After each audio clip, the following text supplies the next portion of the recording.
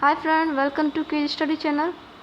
आज का हमारा पॉइंट है संविधान की प्रस्तावना यानी प्रीएम्बल ऑफ द कॉन्स्टिट्यूशन। तो चलिए आज के पॉइंट पे हम चलते हैं। हम भारत के लोग भारत को एक संपूर्ण प्रभुत्व संपन्न समाजवादी धर्मनिरपेक्ष लोकतांत्रिक गणराज्य बनाने के लिए और इसके समस्त नागरिकों को सामाजिक, आर्थिक और राजनीतिक न्याय, विचार, अभिव्यक्ति, धर्म, विश्वास व उपासना की स्वतंत्रता, प्रतिष्ठा और अवसर की समता प्राप्त कराने के लिए तथा व्यक्ति की गरिमा और राष्ट्र की एकता तथा अखंडता सुनिश्चित करने वाले बंधुत्व बढ़ाने के लिए दृढ़ संकल्पित होकर अपने इस संविधान सभा में आज दिनांक 26 नवंबर 1949 को एकता द्वारा इस संविधान को अंगीकृत, अधिनियमित और आत्मसमर्पित करते हैं।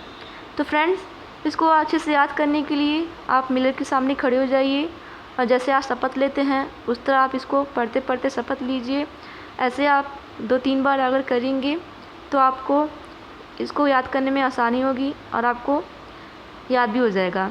देखिए फ्रेंड्स, अगर आप इसको छोटा करेंगे तो इसके जो इम्पोर्टेंस है वो घट जाएगी, क्योंकि इसमें जितने भी पॉइंट्स हैं वो सब अपने आप में बहुत महत्व रखते हैं, बहुत इम्पोर्टेंट रखते हैं, ठीक है। और इन सारे वर्ड को जो है, कुछ ऐसे वर्ड हैं जिनको संशोधन करके भी इसमें डाला गया है, ठीक। तो आप इसको शॉर्ट मत कीजिएगा क्योंकि ये अधूरा हो जाएगा और इसको गलत मान लिया जाएगा, ठीक है। इसलिए आप इसको पूरा तैयार कीजिएगा, ठीक। तो चलिए और आगे चलते हैं। जवाहरलाल नेहरू ने 13 दिसंबर 1946 को संविधान सभा में प्रस्तावना को सबके सामने रखे थे, ठीक है, पेश किए थे। और 22 जनवरी 1947 को संविधान सभा ने प्रस्तावना को स्वीकार कर लिया था, ठीक। प्रस्तावना देखिए हमारे नोट में है, प्रस्तावना यानी कि प्रीएम्बल ऑस्ट्रिया से लिया गया है, ठीक है। लेकिन कहीं कहीं पे दिया रहता है कि प्रस्तावना जो है ऑस्ट्रिया से लिया गया है, मतलब अमेरिका से लिया गया है, लेकिन जो इसकी लैंग्वेज है, जो इसकी भाषा है प्रस्तावना की, ये ऑस्ट्रिया से लिया गया है, ठीक।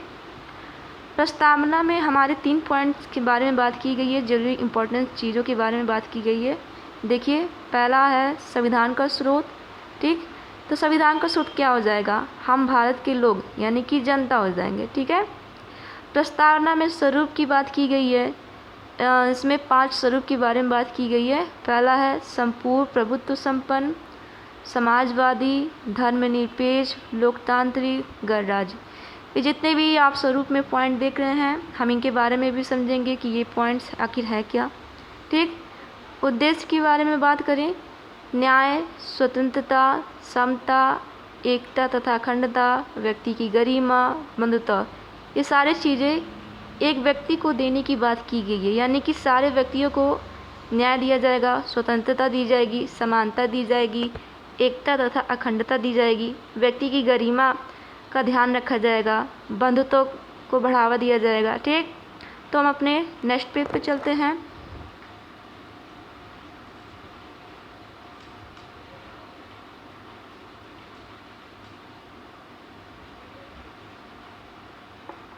तो जैसे मैंने कहा था कि मैं आपको इन सारे पॉइंट्स के बारे में बताऊंगी, तो चलिए चलते हैं।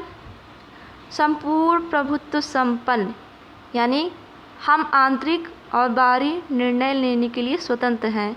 देखिए, ऐसा क्यों कहा गया? क्योंकि जब हमारा भारत देश जो है 1947 में आज़ाद हुआ था, लेकिन जो संविधान था वो ब्रिटिशर्स का था, हम उनके संविधान पर चलते थे, ठीक है। तो जब हमारा भारत देश 26 जनवरी 1950 में जब पूरे तरीके से स्वतंत्र हो गया, तो संपूर्ण प्रभुत्व संपन्न लागू किया गया, ठीक है। समाजवादी नेहरूवादी है, यानी कि मिश्रित अर्थव्यवस्था है, ठीक है। इसमें प्राइवेट और गवर्नमेंट दोनों को महत्व दिया गया है। धर्मनिरपेक्ष क्या है देख लीजिए, राज्य का कोई धर्म नहीं है, केवल जनता का है। ऐसा क्यों कहा गया? क्योंकि हम अगर इतिहास में जाएं, अगर मुग़ल काल में, तो औरंगजेब थे, ठीक है, उन्होंने राज्य में इस्लामिक धर्म को महत्व दिया था। उनका कहना था कि सारे लोगों को इस्लामिक धर्म मानना चाहिए, ठीक है, उनका एक अलग ही धर्म था। तो ऐसा अब नहीं है, राज्य का कोई धर्म नहीं है, केवल व्यक्ति का धर्म है। चाहे वो हिंदू हो, चाहे वो मुसलमान हो, चाहे कुछ भी हो, वो सारे व्यक्तियों का होता है। राज्य का कोई एक धर्म नहीं है, ठीक है। राज्य का केवल एक ही धर्म है, वो है एकता का धर्म, ठीक है। तो चलिए दूसरे पॉइंट में चलते हैं। लोकतंत्र ऐसी व्यवस्था जिसमें जनता शासन के लिए जानी जाती है।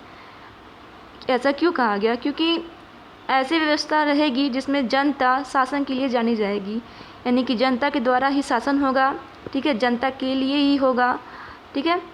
अब गणतंत्र के बारे में बात करें तो भारत का शासक वंशानुगत ना होकर डायरेक्ट या इनडायरेक्ट रूप से चुने जाते हैं।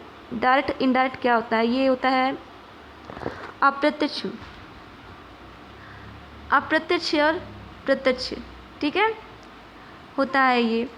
तो इसके बाद अगर बात करें ये अप्रत्यक्ष और प्रत्यक्ष क्या होता है, तो प्रत्यक्ष यही होता है जब नरेंद्र मोदी अपने टीम मेंबर में से चुने जाते हैं प्रधानमंत्री, ठीक है, तो उसको प्रत्यक्ष कहते हैं। अप्रत्यक्ष ये होता है कि अगर हम अपने एमएलए को चुनते हैं तो वो अप्रत्यक्ष रूप से चुना जाता है, उनके द्वारा जो है राष्ट्रपति हमारे प्रेसिडेंट ऑफ इंडिया चुने जाते हैं, ठीक है। इनके बारे में थोड़ा डिटेल में बताएंगे अप्रत्यक्ष और अप्रत्यक्ष क्या होता है, ठीक। अभी के लिए आप थोड़ा सा ही समझिए। न्याय के बारे में बात करें तो सभी को समानता प्राप्त हो और सभी राजनीति में शामिल हो सकते हैं, ठीक है। समानता मतलब सामाजिक समानता, यानी कि और जितने भी समान न्याय होते हैं, राजनीतिक न्याय, आर्थिक न्याय, ठीक, इन सभी में व्यक्तियों को समान न्याय देना है, ठीक है।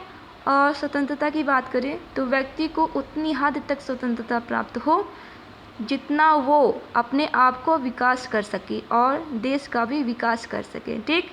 अगर इससे ज़्यादा स्वतंत्रता दी जाएगी तो भाई उल्टा सीधा होने लगेगा। उल्टा सीधा का मतलब है कि कुछ ज़्यादा ही स्वतंत्रता प्राप्त कर लेंगे अगर व्यक्ति, तो वो अपनी मनमानी करने लगेंगे। ऐसा होगा कि उन पर कोई कानून लागू नहीं होगा, वो मानेंगे ही नहीं किसी कानून को। इसलिए एक स्वतंत्रता दी गई है, लेकिन एक कुछ सीमा तक दी गई है, ठीक है। राष्ट्र की एकता, भारत में विविधता में एकता है, यानी कि हमारे भारत जानते ही हैं कितने राज्यों में बटा है, 28 राज्यों में बटा है। हर राज्य की अपनी एक संस्कृति है, अपनी एक भाषा है, ठीक है। तो राष्ट्र की एकता यानी कि सब अलग अलग होते हुए भी सब एकता में शामिल होते हैं, क्योंकि जब हमारे देश में कोई विद्रोह मतलब कोई युद्ध शुरू होता है किसी और देश से, तो हमारे देश के जितने भी लोग होते हैं सब एक हो जाते हैं, ठीक है, मुसीबत आंतरिक कलह के समय में, ठीक। बंधुत्व क्या है? आपसी भाईचारा। देखिए ये पॉइंट जो हमें ये मौलिक कर्तव्य में भी देखने को मिलेगा।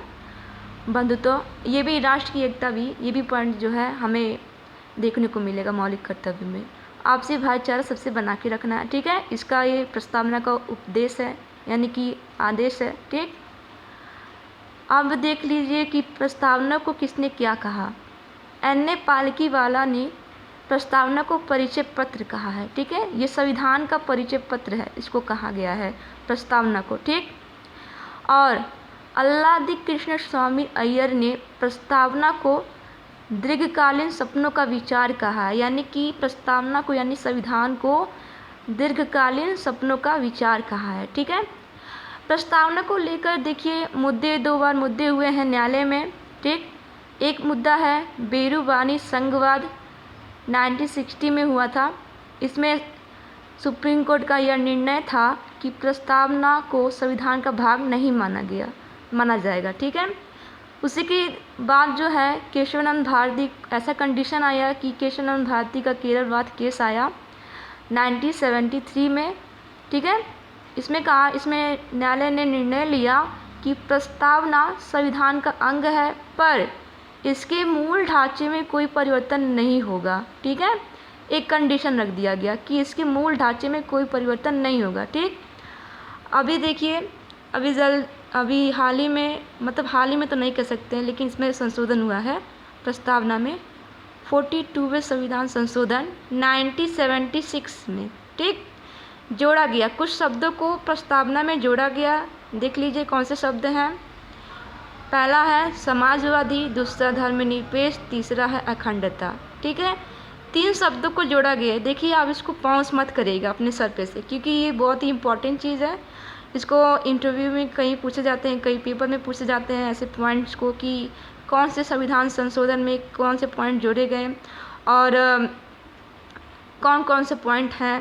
ठीक है, तो आप इस 3 पॉइंट को याद कर लीजिए। ये ज़्यादा है भी नहीं, ठीक है, 3 ही पॉइंट है, आप इसको अच्छे से याद कर लीजिए। तो आज का हमारा वीडियो आपको कैसा लगा, आप हमें लाइक ज़रूर कीजिएगा। लाइक इसलिए क्योंकि आप हमें बताइए कि मैं जो टाइम निकाल रही हूँ वीडियो के लिए वो सही है कि नहीं। अगर आप लाइक करते हैं तो मुझे लगता है हाँ मैं अपना टाइप सही जगह इन्वॉल्व कर रही हूँ। ठीक है, अगर आप चाहते हैं मेरे वीडियो आपको ऐसे ही मिलता रहे तो आप मेरे चैनल को सब्सक्राइब कर दीजिएगा। ठीक है, आज के लिए इतना ही, तब तक के लिए धन्यवाद। जय हिंद, जय भारत।